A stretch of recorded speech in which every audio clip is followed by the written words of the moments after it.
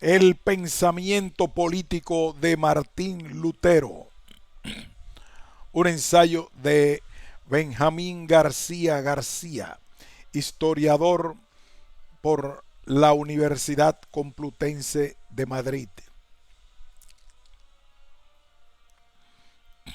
Resumen.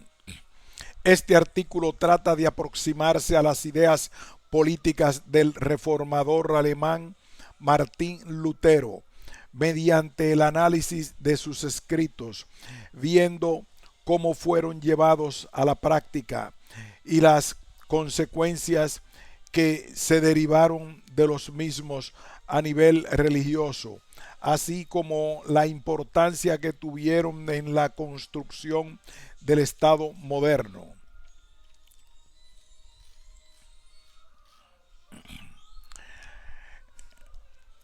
El siglo XVI fue testigo de la división de la cristiandad occidental a causa de la Reforma protestante, la cual no puede ser entendida sin la personalidad extraordinaria de Martín Lutero, coincidiendo con el 530 aniversario de su nacimiento en Eisleben. A lo largo del presente trabajo intentaremos aproximarnos a la medida de lo posible a las ideas políticas del reformador alemán mediante el análisis de sus textos, viendo cómo fueron llevados a la práctica y las consecuencias que se derivaron de las mismas, en un contexto en el que la fe era asunto de Estado. Debemos subrayar la carencia de investigaciones monográficas que aborden dicha temática, pues la mayoría de las publicaciones sobre la figura se han centrado en cuestiones de índole puramente religiosa, dejando la política a un segundo plano. Concepción luterana de la autoridad política. La politización de Lutero, de su persona y de su obra, fue constante desde su misma existencia, condicionada enormemente por el contexto y las figuras de su tiempo, como el Papa León X y el emperador Carlos V, para quien la unidad religiosa se tornaba fundamental de cara a mantener la cohesión imperial. Sin embargo, el agustino es ante todo un teólogo cristiano y no un pensador político moderno, ya que las coordenadas de su reflexión sobre la autoridad son exclusivamente bíblicas y teológicas. De este modo, podemos considerar que la Biblia se convierte en una de las fuentes clásicas del discurso político de Occidente, sin la cual no habría sido posible, al menos en algunas de sus expresiones fundamentales, la modernidad. El fraile agustino no tiene una reflexión sistemática sobre el Estado ni sobre el poder político, sino que él le preocupa fundamentalmente la autoridad que ejerce el gobernante. Teniendo lo anterior presente, Lutero afirma que está fundada e instituida por Dios, formando parte, por tanto, del orden divino, como decía San Pablo en la carta a los romanos.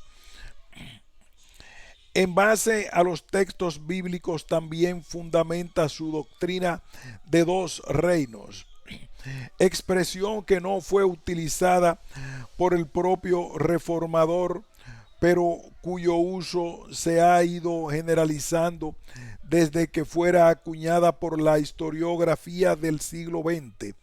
El reino de Dios y el reino del mundo son dos comunidades de personas con una cabeza que se va a diferenciar por tener cada uno una manera distinta de gobernarse.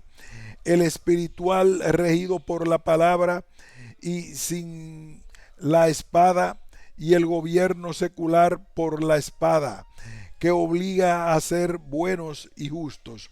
Lutero insiste en su separación, pues la utilización de una forma de gobierno en el reino no adecuado se deriva corrupción y desastre. Sin ella sería como colocar al demonio en el cielo y a Dios en el infierno, que era lo que según él querían hacer los campesinos. En tono agustiniano de la formulación de los dos reinos es muy importante tenerlo en cuenta, pues continúa en el discurso formulado primigeniamente por San Pablo y reformulado más tardíamente por San Agustín.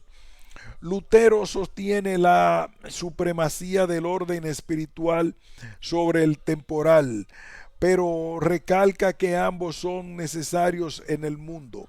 Las consecuencias políticas de este corte total entre lo temporal y lo espiritual no son sencillas, ya que cada hombre encuentra comprometido a la vez en ambos órdenes, en el de la sujeción y en el de la libertad. La obediencia de los súbditos cristianos es una consecuencia igualmente afirmada por San Pedro, pero en los Hechos de los Apóstoles 5:30 se dice: hay que obedecer a Dios antes que a los hombres.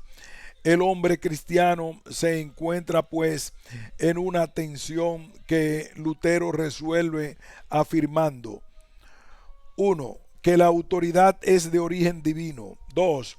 Que el cristianismo en cuanto a tal no necesita de la autoridad. 3. Que la aceptación de la autoridad por el cristianismo deriva del amor al prójimo. Como ejemplo de lo anterior podemos encontrar la siguiente afirmación: un verdadero cristiano no vive en la tierra para sí mismo ni para su propio servicio, sino que vive y sirve a su prójimo. En realidad, el buen cristiano hace por su semejante algo que él mismo no requiere para su vida espiritual, pero que es indispensable para aquellos que no lo son. La espada es de una necesaria utilidad a todo el mundo para mantener la paz, castigar los pecados y resistir a los malos. El cristiano se somete gustosamente al gobierno de la espada, paga impuestos y respeta la autoridad. Como consecuencia de lo anterior, se niega toda posibilidad de resistencia activa a la misma, aunque ésta traspase sus límites, debiendo sufrir toda injusticia que se someta en su cuerpo y en sus bienes. Concluye que únicamente la pueden ejercer aquellas personas que poseen funciones de autoridad ellas mismas, así como mediante la aplicación de un derecho de legítima defensa en caso de invasor, donde la resistencia se convierte aquí en la reconstrucción del orden divino. Sobre la relación entre el emperador y los príncipes, considera a la figura del Papa y de los papistas como los auténticos transgresores del derecho imperial, razón por la que considera deben ser combatidos. El pontífice, piensa Lutero, no es ninguna autoridad a la que se deba obediencia, sino más bien un ser dañino por la comunidad. Eliminando el orden jerárquico en la Iglesia Católica, el reformador entiende que los cargos eclesiásticos no son autoridad, sino que son exclusivamente funciones de servicio a los cristianos. Al mismo tiempo, esta solo debe gobernar con la palabra y la palabra no se puede imponer ni perseguir. Entre otras cuestiones que se plantean es que la autoridad gobernante en el mundo no tiene poder para tratar asuntos del alma y de la fe. El resultado práctico de su ruptura con Roma fue que el gobierno secular se convirtió en agente de la reforma y en árbitro efectivo de lo que ésta debiera ser. Se sostiene que el pensamiento político del alemán es como un laberinto. Esta opinión la sustenta Johannes Haeckel en su publicación Im Garten der zwei Reichlehre, en el laberinto de la doctrina de los dos reinos. Tanto Haeckel como el teólogo P. Altus consideran que después de sus obras tempranas fue paulatinamente abandonando la teoría de los dos reinos. Desde luego, estaba muy lejos del primer Lutero del querer inmiscuirse en la política y mucho más todavía el elaborar una teoría del Estado. Escritos sobre la autoridad. El agustino supo medir el poder de la opinión pública y la importancia decisiva de captarla mediante las ediciones impresas. Podemos afirmar que casi toda su obra está determinada por circunstancias concretas que le forzaron a escribir, al tiempo que conviene señalar la existencia de dos niveles diferenciados de escritos: los dirigidos a teólogos e intelectuales en latín y los destinados a la gente corriente del pueblo, escritas en alemán, con el fin de lograr un vehículo de convicción más eficaz. Entre las obras que tratan el tema de la autoridad, destacamos principalmente dos: a la nobleza cristiana de la nación alemana acerca de la reforma de la condición cristiana, de 1520, y sobre la autoridad secular, hasta donde se le debe obediencia, 1523, alcanzando Lutero una gran popularidad con la primera de ellas y siendo contemplado ya como representante de intereses, se dirige a las autoridades seculares de Alemania para que se responsabilicen de una tarea sacra de reforma. Después de haber atacado las tres murallas que, según él, los romanistas se habían construido: una, la superioridad del poder eclesiástico; dos, el monopolio de la interpretación de la escritura; y tres, la supremacía del Papa sobre el concilio. Afirma que no hay que confiar en la fuerza o la razón, sino en Dios. Añade que tanto teme la curia papal a un concilio libre y verdadero, que han intimado a reyes y príncipes para que crean que sería ir contra Dios si no se les obedece en todas sus astutas y maliciosas fantasmagorías, llegando a escribir: que Dios nos ayude ahora y nos conceda una de las trompetas con las que se derribaron las murallas de Jericó. Insiste en que nadie mejor que la espada secular para convocar un concilio, añadiendo que es también sociocristiana con todas las cosas y teniendo el deber de desempeñar con libertad un cargo y función que han sido recibidos de Dios. Por ello, el poder secular cristiano debe ejercer su ministerio libremente, sin impedimentos, tal como dice San Pablo. Sométase a todo individuo, papa también, y a las autoridades constituidas, pues no en vano lleva la espada. Con ella sirve a Dios castigando a los malos y premiando a los justos, así como también ha enunciado que vendrían hombres que despreciarán la autoridad secular en Pedro 2:10. En, en segundo escrito sobre la autoridad secular hasta donde se le debe obediencia, seguramente sea la obra más propiamente política del reformador. Fue redactada con ocasión de la prohibición de la venta de traducciones del Nuevo Testamento por parte del duque Jorge de Sajonia, concitando la ira de Lutero. Describe la manera en la que debe usarse la espada cristiana, al tiempo que sostiene que la autoridad secular debe castigar o actuar donde la culpa no merezca o la necesidad lo exija.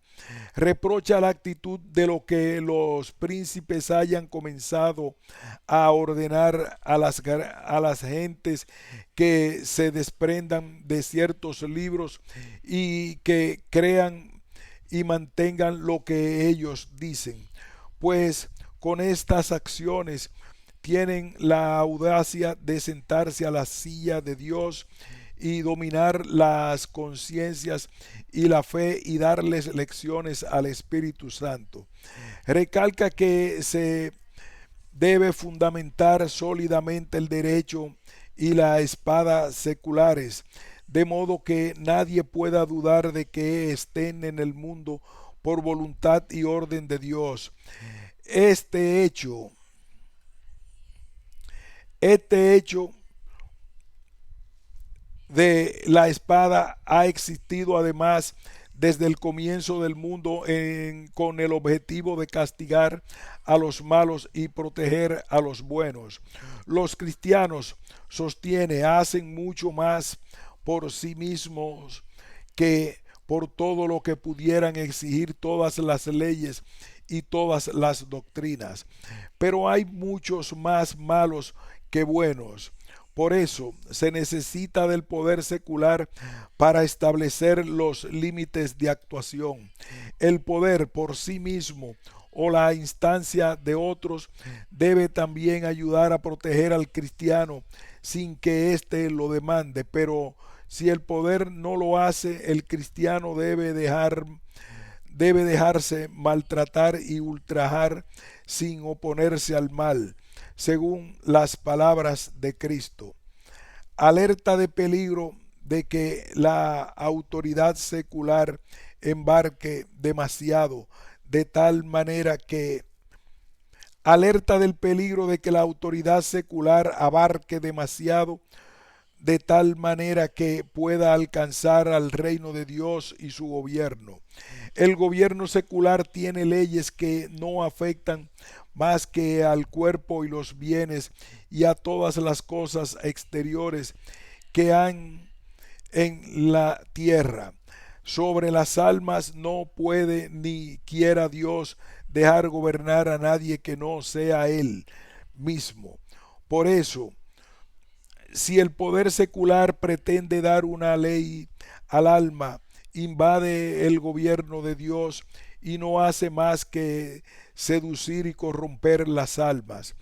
Cristo mismo describe la manera de que en los príncipes seculares, en Lucas 22 y 25, un príncipe debe tener en su mano el derecho con tanta firmeza como la espada y debe estimar con su propia razón cuándo y dónde se ha de aplicar el derecho estrictamente o se ha de atenuarlo.